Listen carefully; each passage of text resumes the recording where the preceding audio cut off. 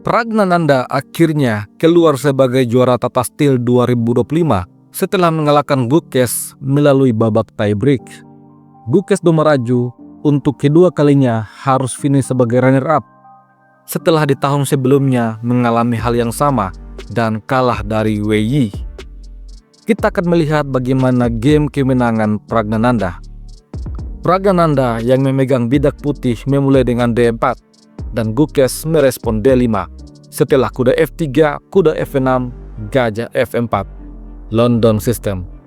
Gukes mendorong E6, mempersiapkan gajah petak gelap untuk berkembang. Dijawab E3, Prag bersiap mengeluarkan gajah petak terang. Lalu C5, tantangan pertukaran pion. Gajah keluar E2, gajah D6. Menantang pertukaran gajah, tetapi pion makan pion. Gajah terancam dan gajah makan pion. Setelah itu, Pragnananda dan Gukes rokade untuk mengamankan rajanya. Di posisi ini, Pragnananda langsung mendorong C4, membiarkan pion makan pion, dan ditantang untuk bertukar menteri. Tetapi gajah makan pion terlebih dahulu. Setelah itu, A6, lalu Pragnananda mengambil menteri, dan Gukes juga makan menteri. Dengan demikian, lajur D berada pada penguasaan benteng hitam.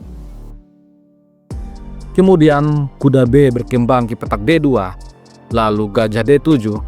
Setelah benteng A ke petak C1 memberikan shadowing pada gajah, maka gajah mundur E7, lalu gajah mundur E2.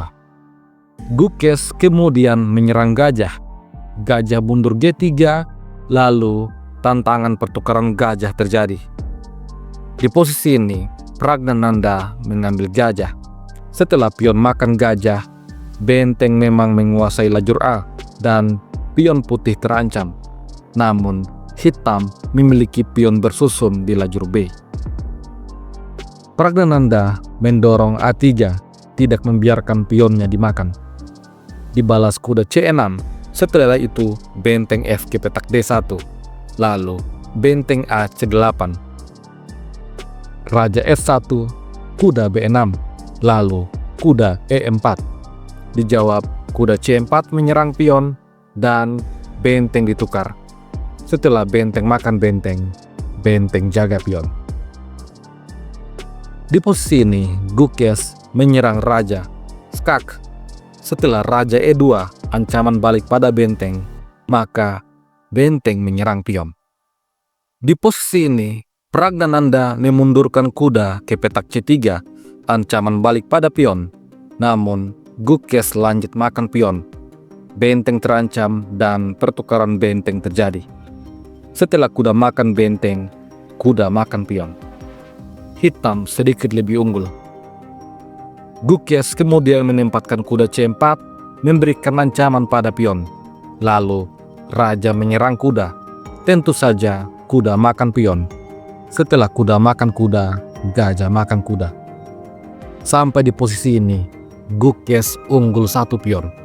Dan dia juga unggul waktu yang cukup signifikan. Permainan kemudian berlanjut. Raja C4 mulai menyerang. Lalu kuda mundur A7. Setelah gajah B8 mengancam kuda, maka kuda kembali ke petak C8. Dan Pragnananda membawa raja ke petak B5. Di posisi ini, langkah terbaik bagi Gukes adalah mengadu gajah. Apabila hal itu terjadi, maka gajah harus makan gajah. Setelah kuda makan gajah skak, maka kemanapun raja menghindar, kuda akan ke petak E4, mengancam pion. Hitam dengan sengaja melepaskan pion bebas agar terus bisa menekan. Akan tetapi pada game sesungguhnya, Gukes terlalu menyayangi pion ini. Dia memilih mendorong F6, lalu kuda manuver D2. Setelah raja F7, kuda C4, gajah mundur F8, lalu kuda mengancam pion. Sekarang semuanya sedikit terlambat. Di posisi ini, Gukes baru mengadu gajah. Gajah makan gajah, kuda makan gajah, skak dan juga ancam pion. tentu saja raja mendekati pion.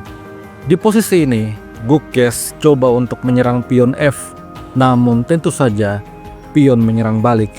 Setelah kuda C3, raja makan pion. Posisi kembali seimbang. Selanjutnya, Gukes mendorong E5. Raja C6, kuda ancam pion. Setelah kuda menjaga pion, raja E6. Kemudian E4 membatasi pergerakan raja hitam.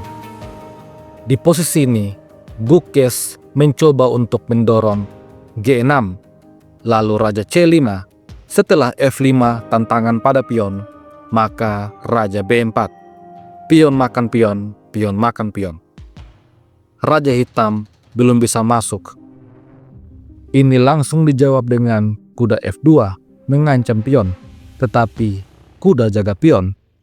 Setelah raja D6, kuda C4 skak, raja kembali E6, dan raja D2. Gukes rupanya tidak ingin remis. Dia bermain ngotot dengan raja F6.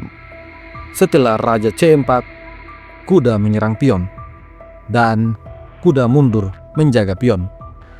Setelah kuda kembali menyerang pion, raja D5. Dengan langkah ini, selain menjaga pionnya sendiri, Prag juga menekan pion Gukes. Gukes mencoba dengan kuda D3, menjaga pion, dan kuda E3. Setelah itu, kuda F4 skak, dan raja ke petak D6. Di posisi ini, Gukes seharusnya mendorong H5, langkah terbaik menurut engine. Akan tetapi, Gukes ternyata membuat blunder. Dia menempatkan kuda di petak D3. Ini membuat keunggulan Pragnananda langsung naik drastis. Pragnananda memainkan langkah terbaik, kuda G4, skak, dan juga mengancam pion. Tentu saja raja lari ke petak G5, lalu kuda makan pion. Gukes punya dua pilihan, mengambil kuda atau mendekati pion. Apabila kuda makan kuda, tentu saja raja makan kuda dan pion bebas bisa promosi. Hitam bisa mencoba dengan H6, namun raja D6 membuka jalan bagi pion untuk promosi. Jika raja F4, tentu saja pion akan dengan mudah maju. Dan jika raja F6, maka E5 skak. Setelah raja F7, D6 kembali skak. Kalaupun raja E8 mencoba untuk menghadang laju pion, maka H4. G5, pion makan pion, pion makan pion.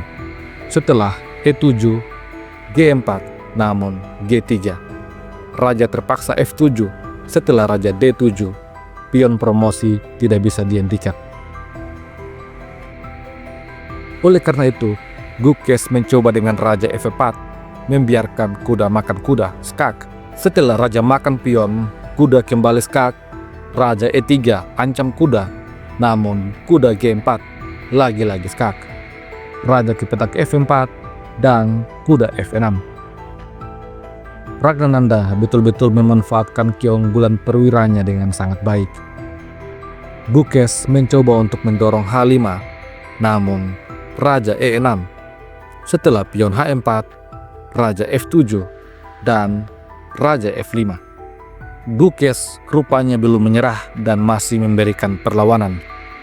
Di posisi ini, Pragnananda memainkan langkah tempo raja G7.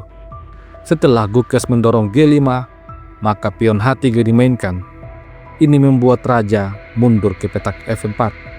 Setelah raja G6, Gukes akhirnya menyerah. Apabila game dilanjutkan, misalnya dengan raja G3, maka raja makan pion. Setelah raja makan pion, raja makan pion H. Kalaupun raja F3, maka raja G5. Pion putih akan promosi, dan cepat atau lambat hitam terkena skakmat.